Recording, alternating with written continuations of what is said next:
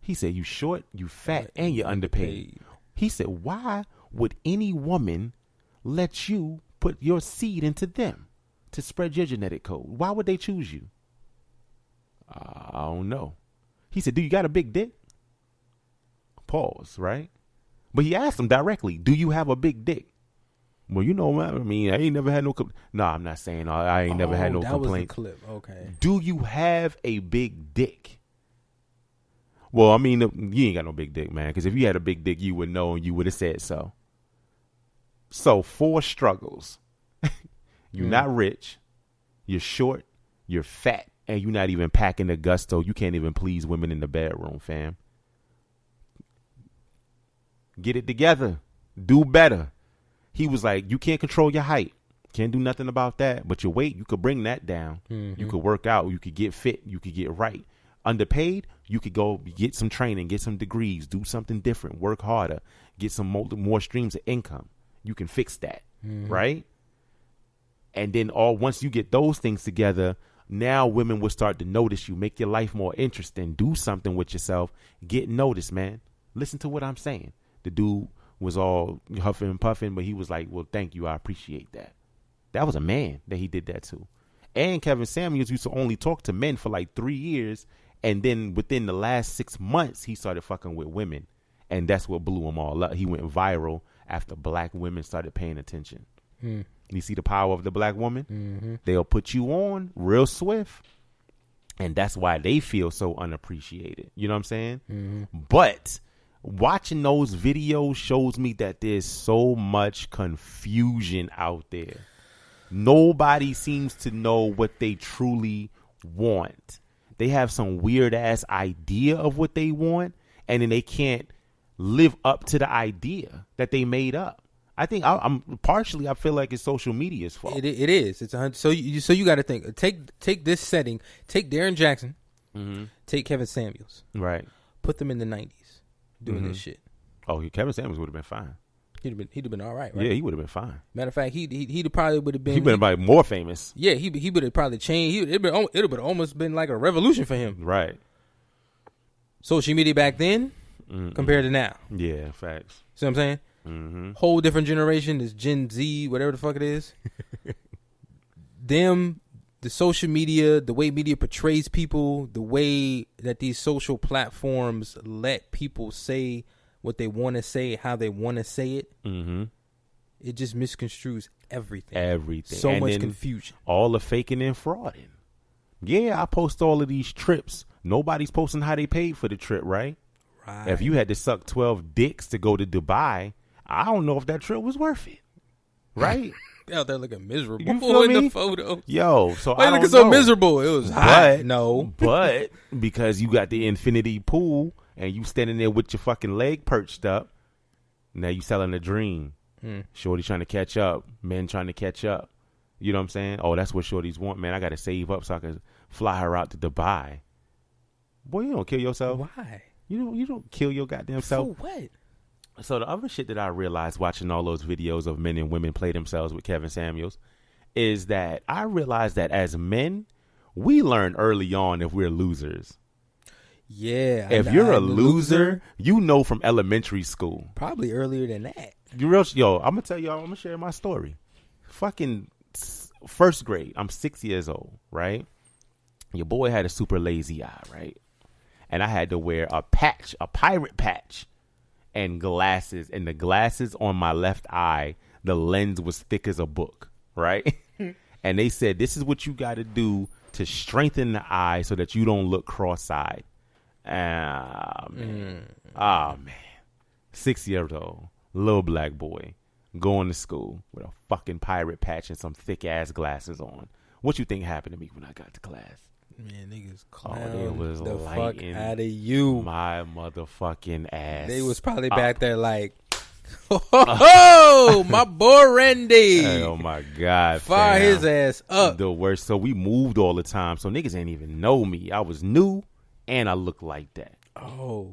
Bionicle face ass nigga. So fuck strengthening the eye. I'd rather look cross-eyed than to wear all this gear. So I'm fucking snatching that shit right off my face as soon as I get to school, right? Teacher snitched on me, told my moms I wasn't wearing them glasses. So they switched up this kind of patch that I had. It wasn't the pirate patch no more. It was a sticky patch. I literally got a scar under my right eye to this day because the little sticky patch, my skin was sensitive. And when I ripped it off, it ripped my skin under my eye, right? The sticky patch, you couldn't just remove it because I wouldn't be able to put it back on. So I would literally have to rock that shit all day with the big ass glasses, right? I was a loser. At 6 years old, I knew it. I said, Jesus Christ. I wasn't worried about girls. I was just worried about life. Like, damn, I fucking suck. I look stupid. Yeah. Everybody hates me. And you know what I did? I refused to live there. I refused to stay a loser, right? What I do? I arm myself, nigga. Oh, them niggas got jokes. Well, let me joke they ass. So I started everybody in the class. I could write a book of jokes for everybody even the teacher was lit. Nobody was safe. Nobody was fucking safe. I chose violence every day until people started fucking with me. And eventually they stopped fucking with me. Eventually I ended up started wearing contacts. I didn't need the patch and glasses anymore. I was like 9 years old with glass contacts. Right, yeah. It was a whole different time frame in the 90s. People see my faces now. What? And so I didn't have to wear the patch and glasses, so I was less of a loser. But I knew early on, ain't nobody fucking with you, fam. Yeah, man, when you were a kid, I was the same way. I had big teeth, fucked up haircut, no fucking hairline. And both boys and girls had no problems letting your ass know, right? Letting me how skinny. But boy, when they found out I could hoop, then it's with the tides change, right? Because for a man, you have to be good at something to be recognized. And I was hooping, and they was picking me out of the pile easily. Or as soon as them team captains would come out, oh, let me get Miguel. Right. I was first one out there. And you still was the goof ass, but guess what? Still had big teeth and a fucked up haircut, but I was putting buckets. And that's all that mattered. So you was good with the dudes on that. And then the girls come around because they standing around the basketball court and see that too. Oh, he nice. He look crazy, but he nice. His teeth is a little big, but he kind of all right. So we learned early on in high school, you had a girl that you was crushing on. You try to catch up to her after school. You walking out with her, and then she go get in the fucking Lexus with the drug dealer. You already knew. Oh, well, that's that. I've seen that one time. There's nothing I could do about that. Right? Yep. Your fucking Doug funny ass can't do nothing when Roger pull up in the fucking Escalade. But say, okay, see you later. And you're 16 just like that. with no job. What you gonna right. do for her? Right? Not a goddamn thing. You learned early you was a fucking loser. So now some men take that and use that as fuel to drive them to be something great. I don't give a fuck. Even if you just chasing pussy, you're driven to be something else so you could do what? Get all the pussy that you want, right? Right. Or you turn it inward and you say, oh my God, I do that. I'm finished. And you never try again. And then you become that nigga that called in at 36 years old talking about what happened to him when he was 17. But what I learned is that don't happen for women. No. Yeah, I don't give a fuck what you look like. You could have been Gabrielle Sidibe growing up. Everybody around you told you was beautiful and you was a princess. And you was special and precious, and you could be somebody's wife, and you could do this, and you could do that. You could accomplish everything you want to accomplish. The whole time, their confidence is up, and it's stuck. It never has to come down because who the fuck tells a girl that they a loser? And then when they do, they're a bully, right? Right. And it's facts. They was getting bullied. You know what I'm saying? You saw it all the time. I protected, if I was in school and you was getting bullied, that shit was shut down. There was no bullying around me, fam. And this is after I got cool and shit. I became the little black Zach Morris of my school.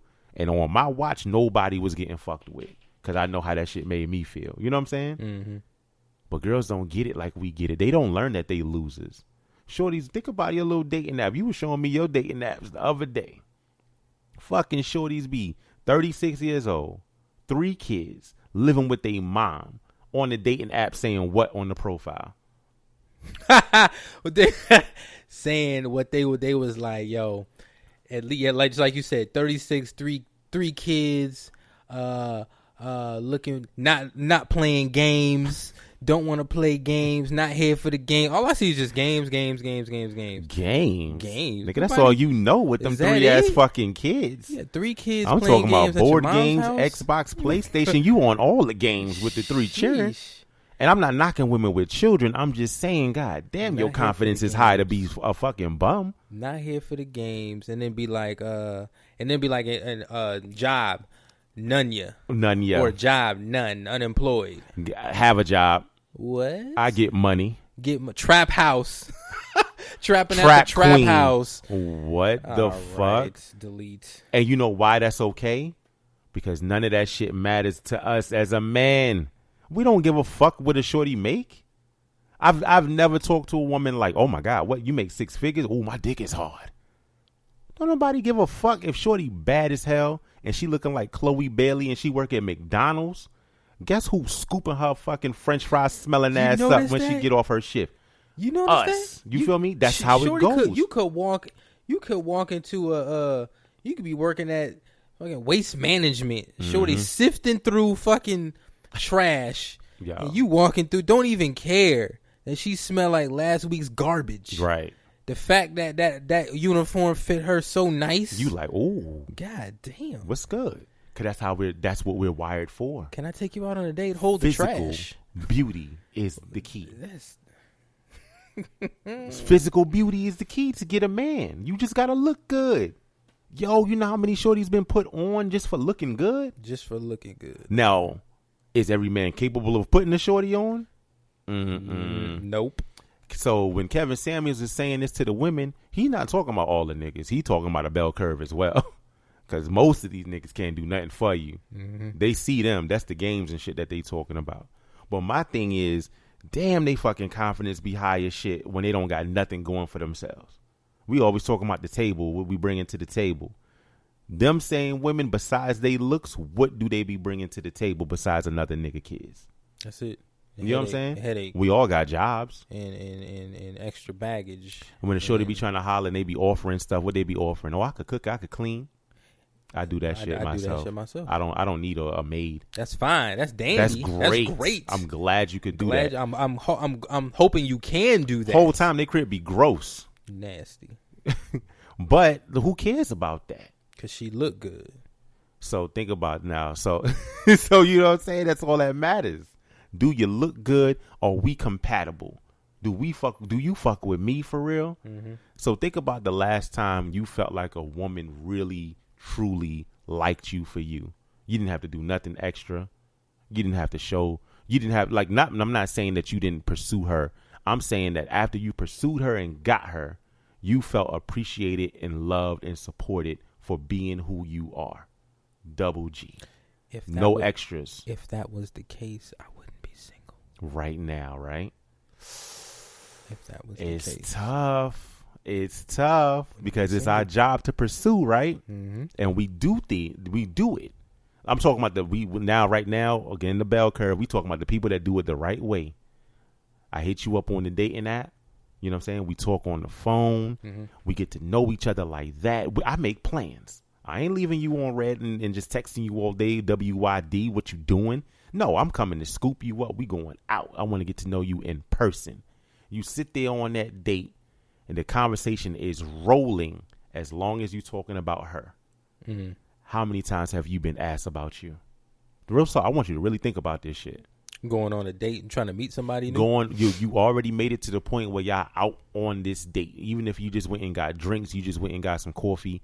How many women stop and asked about you? What you like? What's your goals? I'm not gonna lie. If when I've taken women out for the first time, I've never really had a problem with a woman asking me about me. Oh, so they do. They interested. So they they want to do, know yeah. something. Okay. Yeah, That's good. So it's always been mutual across the table. Mm-hmm. It's always, hey, so tell me about yourself, and it's Right. always, what about you? Oh, you do? Didn't know that. That's a good look right there. So to me, in my experience, those women were the outliers on the good side. I was like, oh wow, I'm surprised. Oh, me? Yeah. I went to school. I wasn't expecting that. You know what I'm saying? But for the most part, I promise you don't even know how many times I've sat there for 3 hours, listen to her talk about herself and only herself. Then at some point, I take my dick out and then get popping.